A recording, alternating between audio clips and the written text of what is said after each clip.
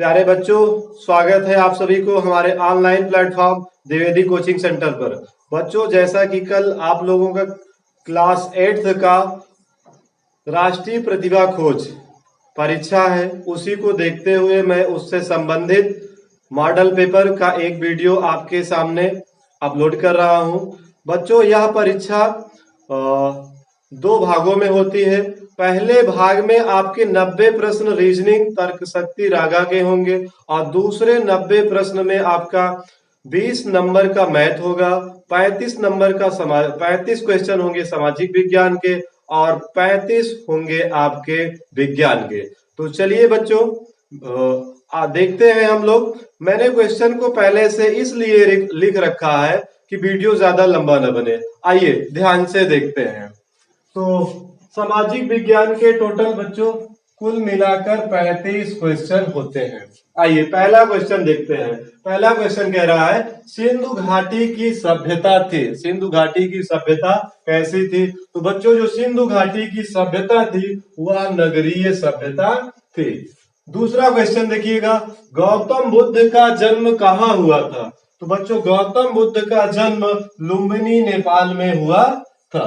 Question number 3 देखिएगा। Question number 3 आपका कह रहा है मध्यकालीन भारत की प्रथम महिला शासिका कौन थी? तो रजिया सुल्तान थी बच्चों। कौन थी? रजिया सुल्तान थी। क्वेश्चन नंबर 4 देखिएगा, कपास की खेती के लिए उपयुक्त मिट्टी कौन सी है? तो बच्चों, कपास की खेती के लिए सबसे उपयुक्त मिट्टी काली मिट्टी है। अब देखिएगा क्वेश्चन नंबर 5। क्वेश्चन नंबर 5 में कह रहा है भारतीय संविधान को बनने में कितना समय लगा था? तो भारतीय संविधान को बनने में 2 वर्ष 11 माह 18 दिन लगे थे। क्वेश्चन नंबर 6 देखिएगा। क्वेश्चन नंबर 6 में कह रहा है खरीफ की फसल है। तो बच्चों, खरीफ की फसल आपकी धान होती है। क्वेश्चन नंबर 7 देखिएगा, उत्तर प्रदेश में किस प्रकार के वन पाए जाते हैं? तो उत्तर प्रदेश में आपके मानसूनी वन पाए जाते हैं। क्वेश्चन नंबर 8 में कह रहा राष्ट्रपति का निर्वाचन होता है। तो बच्चों, राष्ट्रपति का निर्वाचन 5 वर्षों के लिए होता है। क्वेश्चन नंबर 9 देखिए। 9 में कह रहा विश्व में महाद्वीप है। विश्व में कितने महाद्वीप हैं? तो विश्व में आपके 7 महाद्वीप हैं। क्वेश्चन नंबर 9 देखिएगा। 9 में कह रहा है फतेहपुर सीकरी का निर्माण किसने कराया था? तो फतेहपुर सीकरी का निर्माण आपका अकबर ने कराया था। क्वेश्चन नंबर 8 देखिएगा। 8 में कह रहा शिवाजी की मृत्यु कब हुई थी? तो बच्चों, शिवाजी की जो मृत्यु हुई थी वो हुई थी 1680 में। क्वेश्चन नंबर 11 देखिएगा। 11 हो गया। 12 देखिएगा। 12 में कह रहा बुलंद दरवाजा है। बुलंद दरवाजा आपका आगरा में स्थित है। क्वेश्चन नंबर 13 देखिएगा। संविधान सभा के अध्यक्ष थे। तो संविधान सभा के अध्यक्ष डॉक्टर राजेंद्र प्रसाद थे। क्वेश्चन नंबर 14 देखिए, लोकसभा का कार्यकाल होता है। लोकसभा का कार्यकाल बच्चों 5 वर्ष के लिए होता है। क्वेश्चन नंबर 15 देखिएगा, यूपी विधान परिषद की सदस्यों की संख्या कितनी है? तो ये आपकी 100 होती है। क्वेश्चन नंबर 16 देखिएगा, पृथ्वी की आंतरिक शक्ति से होता है। तो बच्चों, पृथ्वी की आंतरिक शक्ति से भूकंप आता है। क्वेश्चन नंबर 17, मीठे जल का संबंध है। तो मीठे जल का संबंध नदी से होता है। क्वेश्चन नंबर 18 देखिएगा, ज्वार भाटा की उत्पत्ति का कारण है। बच्चों, ज्वार भाटा की उत्पत्ति का जो कारण है वो होता है चंद्रमा का गुरुत्वाकर्षण। क्वेश्चन नंबर 19 देखिएगा, अमेरिका की खोज किसने की थी? अमेरिका की खोज कोलंबस ने की थी। क्वेश्चन नंबर 20 देखिएगा, प्लासी के युद्ध में अंग्रेजी सेना का नेतृत्व किसने किया था? तो ध्यान से देखिएगा, लॉर्ड क्लाइव ने। क्वेश्चन नंबर 21 देखिएगा, विलय नीति का संबंध है। विलय नीति का संबंध बच्चों लॉर्ड डलहौजी से है। तो इस प्रकार हमने बच्चों सामाजिक अध्ययन का 21 क्वेश्चन हम लोगों ने कर लिया है। बच्चों इतना जल्दी से इसलिए कर रहे हैं क्योंकि वीडियो बहुत लंबा हो जाएगा और लेंदी हो जाएगा। तो मैं आशा करता हूं बच्चों कि यह आपके समझ में आया होगा। आप स्क्रीनशॉट लेकर आसानी से पढ़ सकते हैं और हमारे वीडियो को आप लोग लाइक, सब्सक्राइब और शेयर करें। चलिए आप लोग स्क्रीनशॉट ले लीजिए।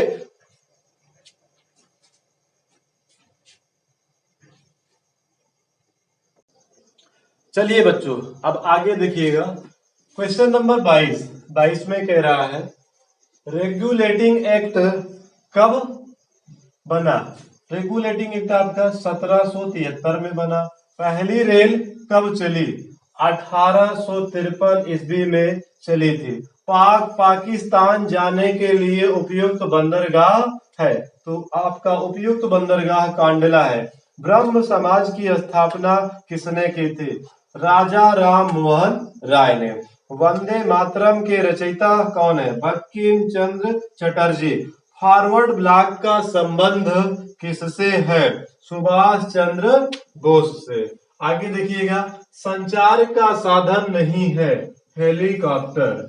भूमिगत जल द्वारा निर्मित आकृति होती है, स्टेलेक्टाइट। क्वेश्चन नंबर 30 देखिएगा, यूपी में स्थित राष्ट्रीय उद्यान है दुधवा राष्ट्रीय उद्यान। क्वेश्चन नंबर 31, कर्क रेखा के दक्षिण का भाग कहलाता है उष्ण कटिबंधीय। क्वेश्चन नंबर 32, विश्व की सबसे लंबी नदी है नील नदी। क्वेश्चन नंबर 33, खगोलीय दूरी का मापक है या मात्रक है? प्रकाश वर्ष। क्वेश्चन नंबर 34 देखिएगा, मोहनजोदड़ो स्थित है पाकिस्तान या पाक में। वेदों की भाषा है संस्कृत। क्वेश्चन नंबर बच्चों यहीं से 35 से ही आपका सामाजिक अध्ययन खत्म हो जाता है। अब फिर से देखिए, हमने क्वेश्चन नंबर 1 लिख रखा है। अब यहां से आपका विज्ञान के प्रश्न आरंभ हो जाते हैं। यहां से विज्ञान शुरू हो जाता है। देखिएगा ध्यान से, द्रव्यमान का एमकेएस पद्धति में मात्रक है किलोग्राम। दूसरा क्वेश्चन, पेंडुलम किसका उदाहरण है? दोलन गति का। क्वेश्चन नंबर 3, ऊर्जा का नवीकरणीय स्रोत है सौर ऊर्जा। क्वेश्चन नंबर 4, जब पृथ्वी के उपछाया से होकर चंद्रमा गुजरता है तो होता है। तो बच्चों आपका खंड चंद्र ग्रहण होता है। क्वेश्चन नंबर 5 देखिएगा, 5 में कह रहा है द्रव में ऊष्मा संचरण होता है संवहन द्वारा।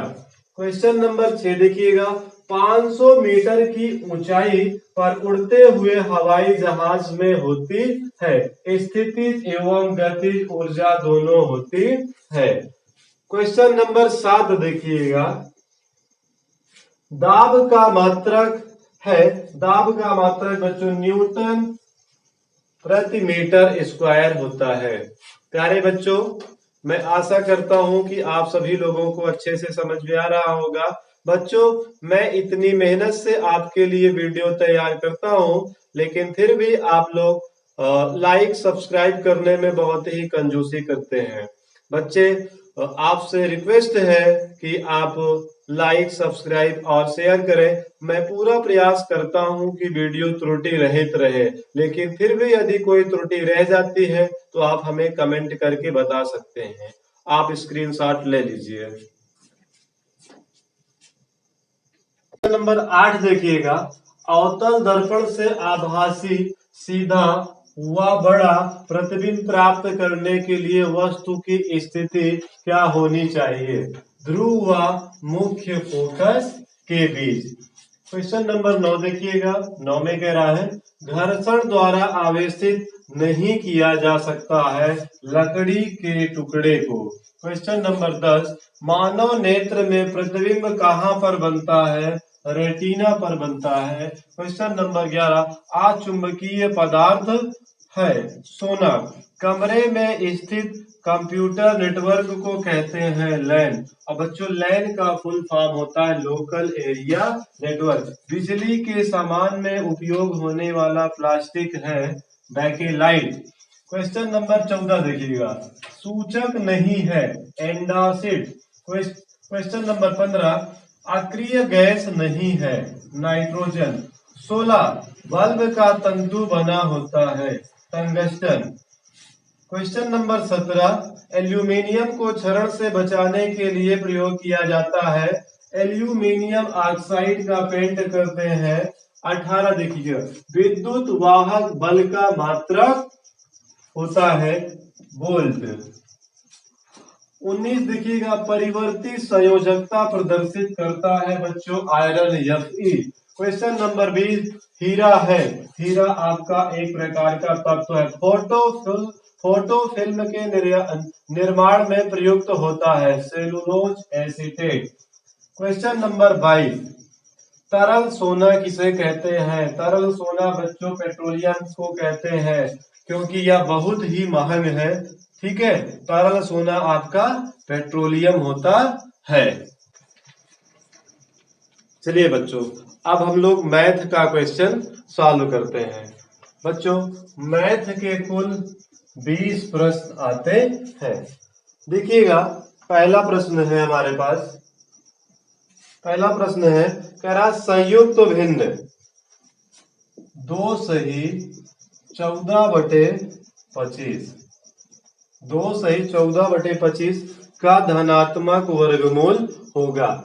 2 सही 14/25 का हमें धनात्मक वर्गमूल निकालना है। तो रूट का चिन्ह लगा लीजिए बच्चों, गुणा करिए। 25 दूना 50, 25 दूना 50 और 50 में 14 जोड़ेंगे तो कितना आएगा? 64/25। इसका कह रहा है धनात्मक वर्गमूल बताइए। तो बच्चों 64 का वर्गमूल कितना होता है? 8 और 25 का वर्गमूल 5, यानी इसका जो आंसर होगा वो 8/5 होगा। ठीक है, क्वेश्चन नंबर 2 देखिएगा। क्वेश्चन नंबर 2 कह रहा है माइनस का 5/9, माइनस का 5/9 का मान होगा, का मान होगा। तो 4 ऑप्शन आपको दिए गए हैं इसमें। पहला ऑप्शन देखिएगा 25/81, बी वाला ऑप्शन है आपका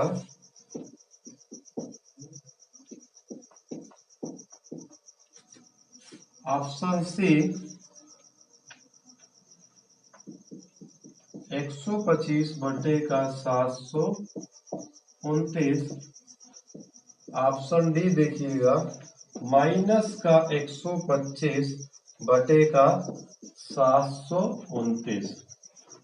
तो कह रहा माइनस का 5/9 का मान। बच्चों ध्यान से देखिएगा, माइनस 5/9 मान है, तो ये आपका -125/729 का घनमूल होगा, क्योंकि -125 का जो घनमूल निकल के आएगा वो कितना आता है? -5, और 729 का जो वर्गमूल होता है वो 9 होता है। तो ऑप्शन नंबर आपका डी सही है। क्वेश्चन नंबर 3 देखिएगा। तीसरे में कह रहा है 3 सिक्का एक साथ उछालने पर प्रत्येक घटना के घटित होने की संभावना है। तो बच्चों जब 3 सिक्के को एक साथ उछाला जाएगा तो जो भी संभावना होगी, कोई भी घटना घटित होगी, मान लीजिए कि सब पर हेड ही आ जाता है या सब पर टेल ही आ जाता है, तो कुल संभावना तो 8 होगी और आने की जो संभावना होगी उनकी वो 1 होगी। मतलब प्रत्येक घटना के घटित होने की जो संभावना होगी वो 1/8 होगी। अब क्वेश्चन नंबर 4 देखिएगा। चौथे में कह रहा है एक घनाभ की माप आपको दी गई है 98 गुणे 42 गुणे 18 सेंटीमीटर है। इसके आयतन के बराबर आयतन वाले घन की भुजा होगी, घन की भुजा होगी। ठीक है, एक घनाभ की भुजाओं की लंबाई आपको दी गई है। कह रहा इसके आयतन के बराबर घन की भुजा होगी। ठीक है, तो देखिए मतलब कहने का ये है कि जो घनाभ का आयतन है वो घन के आयतन के बराबर है। तो घनाभ का आयतन का जो फार्मूला होता है लंबाई गुणे चौड़ाई गुणे ऊंचाई। ठीक है, और घन का आयतन जो होता है आपका बच्चों वो होता है भुजा का क्यूब होता है। मान लेते हैं भुजा ए है। तो देखिए जब आप 98 गुणे 42 गुणे 18 करेंगे तो बच्चों आप गुणा कर लीजिए, मैं गुणा नहीं करूंगा क्योंकि अभी टाइम लगेगा। जब आप इसका गुणा करेंगे तो आएगा 74,088। यहां से क्यूब हटाएंगे, ठीक है ए, तो इसका जो घनमूल निकल के आएगा वो आएगा बच्चों आपका, ठीक है, इसका घनमूल जो निकल के आएगा वो आएगा आपका 42, यानी घन की भुजा 42 सेंटीमीटर होगी। अब क्वेश्चन नंबर 5, क्वेश्चन नंबर 5 देखिएगा, यदि किसी भिन्न के अंश और हर में, भिन्न की बात की है, भिन्न हमें पता नहीं है तो मान लेते हैं भिन्न का अंश x है और हर y है। ठीक है, के अंश और हर में से क्रमशः एक घटा दे तो, ठीक है, एक घटा दीजिए अंश और हर में से। ठीक है, नई भिन्न का मान 1/5 हो जाता है। और आगे क्या कहा जा रहा है, यदि उसके अंश और हर में एक जोड़ दें, अंश और हर में एक जोड़ दें तो नई भिन्न का मान 1/3 हो जाता है। तो भिन्न का मान बताइए तो वह भिन्न होगी। चलिए फिर यह गुणा कर दीजिए आप इनका आपस में, 5 इकन्नम 5, ठीक है, 5 इकन्नम 5। अब इधर गुणा करेंगे तो y माइनस का 1, चर को एक तरफ कर लेते हैं, 5 माइनस का y, ये उधर जाएगा प्लस हो जाएगा, मतलब 5 में से 1 घटाएंगे 4, समीकरण आपका ये 1 बन जाएगा। इधर भी वही करते हैं, क्रॉस मल्टीपल करिए, गुणा कर लेते हैं, 3 इकन्नम 3 बराबर y प्लस 1, 3x माइनस का y, उधर जाएगा y आपका माइनस में हो जाएगा, 3 में से 1 घटाएंगे माइनस का 2। अब देखिए समीकरण 1 और 2 से थोड़ा सा बड़ा हो रहा है, समीकरण 1 और 2 से 5x माइनस का y बराबर 4, दूसरा समीकरण है 3x माइनस का y बराबर माइनस का 2, घटा देते हैं, माइनस माइनस माइनस प्लस, ये माइनस माइनस प्लस, y से y कैंसिल हो जाएगा, 5 में से 3 घटाएंगे 2x बराबर 4 2 6, 2 3 6, x बराबर कितना आया बच्चों, x बराबर 3 आया है। तो आप y का मान निकाल लीजिए, y का मान हम यहाँ से निकाल लेते हैं, 3x, x का मान कितना है 3, माइनस का y बराबर माइनस का 2, 3 3 का 9, माइनस का y बराबर माइनस का 2, इसका पक्षांतर कर देंगे तो इधर आएगा प्लस हो जाएगा, यानी 9 प्लस 2 बराबर y बराबर कितना आएगा 11। ठीक है, यानी जो आपकी भिन्न है, भिन्न आपने क्या मान रखा था x बटे y, x का मान 3 आया और y का मान 11, अतः भिन्न आपकी क्या है 3/11। अब 5 क्वेश्चन तो हो गए बच्चों। ठीक है, क्वेश्चन नंबर 6, ठीक है, 5 के बाद क्वेश्चन नंबर 6 की बात की जाती है। तो क्वेश्चन नंबर 6 में कह रहा है, ध्यान से देखिएगा, क्वेश्चन नंबर 6 में कह रहा है एक वर्गाकार मैदान का क्षेत्रफल 441 वर्ग मीटर है, उस मैदान का परिमाप होगा। तो वर्ग का जो क्षेत्रफल होता है बच्चों वो भुजा का क्या होता है स्क्वायर, मैंने माना वर्ग की भुजा ए है, तो क्षेत्रफल दिया है, भुजा का स्क्वायर बराबर कितना दिया है 441, ए बराबर रूट का 441, तो 441 का वर्गमूल होता है बच्चों कितना होता है 21। ठीक है, तो भुजा जो है 21 मीटर है, वर्ग का जो भुजा है वर्ग की 21 मीटर है, उस वर्गाकार मैदान का परिमाप होगा। तो कह रहा है परिमाप बताइए, यानी पेरीमीटर, परिमाप बराबर वर्ग का जो परिमाप होता है बच्चों 4 गुणे भुजा होता है। 4 गुणे भुजा, ए की लंबाई दी गई 2184 मीटर। ठीक है, इस प्रकार से हमने बच्चों 6 क्वेश्चन कर लिया। क्वेश्चन नंबर 7 देखिएगा। 7 में कह रहा है पिता की आयु अपने पुत्र की आयु की 3 गुनी है। पिता और पुत्र की आयु के बारे में कहा गया है, वर्तमान आयु।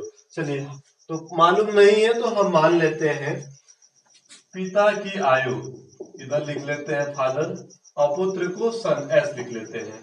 पिता की आयु अपने पुत्र की आयु की 3 गुनी है।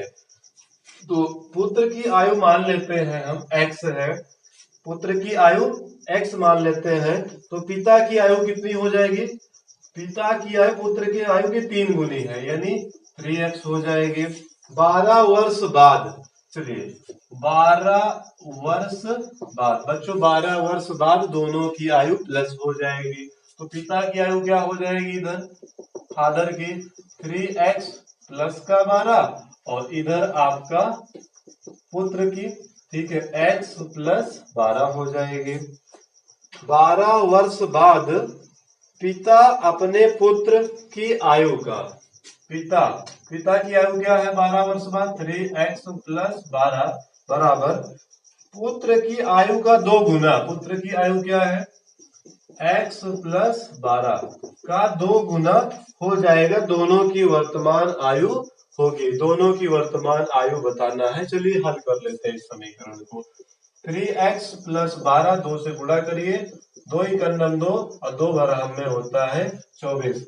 3x में से 2x घटाएंगे x आएगा, पक्षांतर कर दीजिए। 24 में से 12 घटाएंगे तो 12 आएगा। और x किसकी आयु थी बच्चों? x पुत्र की आयु थी, यानी पुत्र की आयु निकल के आई है आपकी 12 वर्ष। तो आपकी पिता की वर्तमान आयु बताना है। पिता की वर्तमान आयु 3x थी, तो 3 गुणे x का मान 12, यानी 12 तिया 36 वर्ष। यानी कहने का मतलब ये हुआ कि पुत्र 12 वर्ष का है तो पिता 36 वर्ष का है। अब क्वेश्चन नंबर 8 देखिएगा। 8 में कह रहा है किसी परिमेय संख्या के समतुल्य परिमेय संख्याएं होंगी। किसी भी परिमेय संख्या के समतुल्य समान बच्चों अनंत परिमेय संख्याएं होती है। अनंत परिमेय संख्याएं होती, जैसे मान लीजिए ये 2/3 है, इसके समतुल्य हमें परिमेय संख्या लिखना हो तो हम 2/3 में क्या करते हैं? 2 से अंश और हर में गुणा कर देंगे, तो 2 दूना 4 और 3 दूनी, अनंत परिमेय संख्याएं होती है। हमने क्या किया? 2 से गुणा कर दिया, 2 दूनी 4, 3 दूनी 6, तो ये 4/6 क्या है?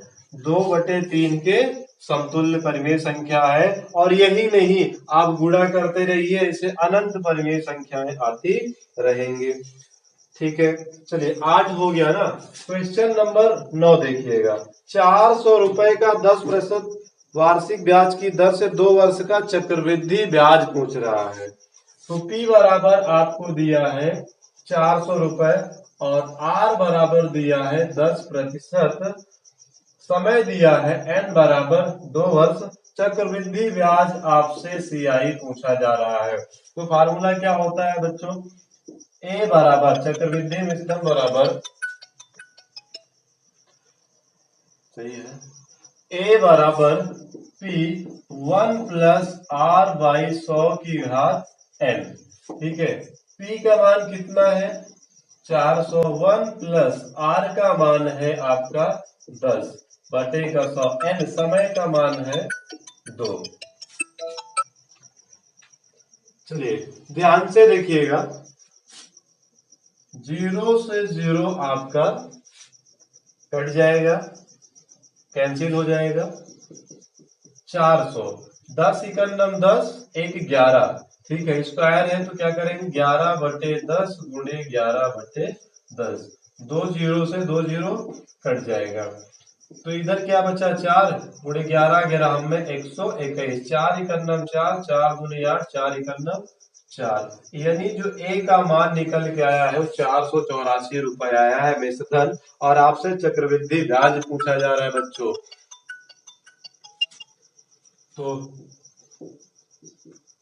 चक्रवृद्धि ब्याज बराबर होता है मिश्र धन। मिश्र धन कितना है? 484 माइनस मूलधन। मूलधन कितना है आपका? प्रिंसिपल ये आपका 400 रुपए था, घटा दीजिए तो कितना आएगा? 84 रुपए।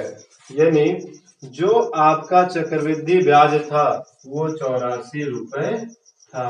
ठीक है, ये हो गया आपका क्वेश्चन नंबर 9। अब क्वेश्चन नंबर 10 देखिएगा। क्वेश्चन नंबर 10 में कह रहा है 10 सेमी की त्रिज्या का एक वृत्त है। चलिए हम एक वृत्त बना लेते हैं।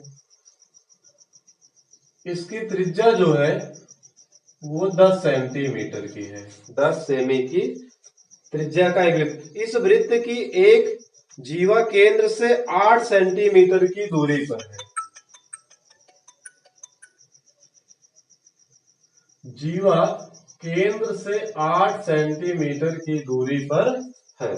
ठीक है, इसकी दूरी कितनी है? 8 सेंटीमीटर है। जीवा की लंबाई होगी। जीवा की लंबाई आपसे पूछा जा रहा है। ये ओ है, ये आपका ए है, और ये आपका बी, और ये हम सी मान लेते हैं। अब यह आपका एक समकोण त्रिभुज बन गया है, तो हम पाइथागोरस प्रमेय लगा देते हैं बच्चों। कर्ण स्क्वायर बराबर लंब स्क्वायर प्लस आधार ए बी का स्क्वायर। 10 का स्क्वायर 100 होता है, 8 का स्क्वायर 64, ए बी का स्क्वायर। 100 में से 64 घटाएंगे बच्चों 36 आएगा, ए बी से स्क्वायर हटा देंगे तो √36 हो जाएगा। अब देखिएगा बच्चों, 36 का जो वर्गमूल होता है वो कितना होता है? 6 होता है। यानी ए बी का मान निकल के कितना आया बच्चों? ठीक है, ए बी का मान 6 निकल के आया है। और आपसे क्या पूछा जा रहा है? जीवा की लंबाई। तो अगर ये 6 है तो ये भी तो 6 होगा, यानी 6 + 6 बराबर 12। तो आपका आंसर जो होगा वो होगा 12।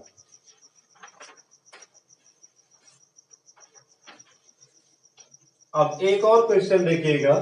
क्वेश्चन नंबर 11 कह रहा है 3125 का घातीय संकेतन है, घात के रूप में लिखना है। चलिए इसका फैक्टर करते हैं। ठीक है, 5 × 6 = 30, 1 बचा, 5 × 2 = 10, 5 × 25, 5 × 1 = 5, 5 × 2 = 10, 5 × 25, 5 × 2 = 10, 5 × 25, 5 × 25, 5 × 1 = 5, तो 1 2 3 4 5, 5 की घात 5। तो इसका घातीय संकेतन होगा 5 की घात 5। आशा है बच्चों कि बहुत ही अच्छे तरीके से समझ में आया होगा। तो आप इसका स्क्रीनशॉट ले लीजिए और आराम से अपनी नोट्स तैयार करिए।